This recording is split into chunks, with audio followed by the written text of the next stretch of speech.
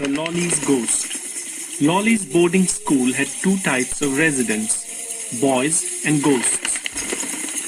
Not surprising, considering that this 150-year-old school had all the features that made it a paradise for ghosts. The dormitories were dingy and full of eerie shadows. The campus grounds were thickly wooded.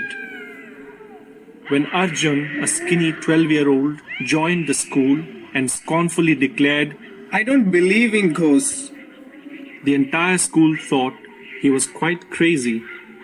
"Surely you don't expect me to believe these silly stories about headless ghosts or this ridiculous tale about the invisible ghost which walks around with the pillow."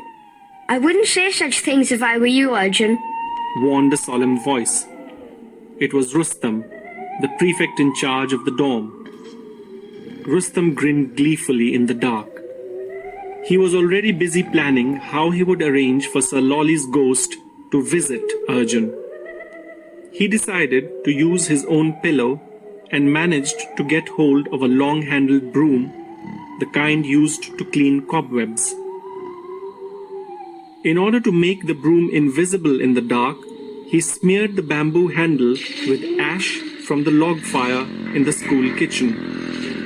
When no one was around, he practiced how the pillow, which was supposed to belong to the ghost, would appear to float into the dormitory by being attached to the broomstick.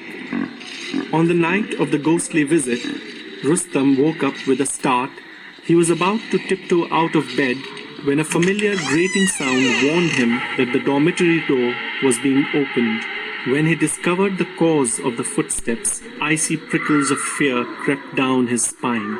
For, advancing slowly into the dormitory was a blood-stained pillow. Holding it was a hideous pair of ghostly white hands, made more terrifying by the fact that they weren't attached to any figure. Rustam's blood turned cold. "Am I actually seeing a ghost?" He wondered. "Ghost! Fear had turned Rustam's voice into a feeble squeak. There's a ghost!" Poor Rustam. He was haunted by the memory of the dreadful vision he had seen. That spooky pair of hands. He shivered at the thought. Some days later, Rustam went to the kit room where all the washed clothes and uniforms were stored. As he was picking up a clean shirt, he overheard the matron scolding the school's washerman for not washing the clothes properly. "This pillowcase has huge stains on it." "What can I do, madam?" The dhobi defended his washing. "That pillowcase had huge patches of red ink on it." Red ink on a pillowcase? Rustam froze. Was this the pillowcase that had been bloodied with red ink to become the ghostly pillow? "Arjun!" She exclaimed angrily, seeing the new boy's name marked on the pillowcase. "This boy is getting worse and worse. Last week, there was a complaint that he had taken a pair of white gloves from the band room and stuck them with clay from the sculpture room. The clay had dried in the gloves to make it look like a pair of white hands."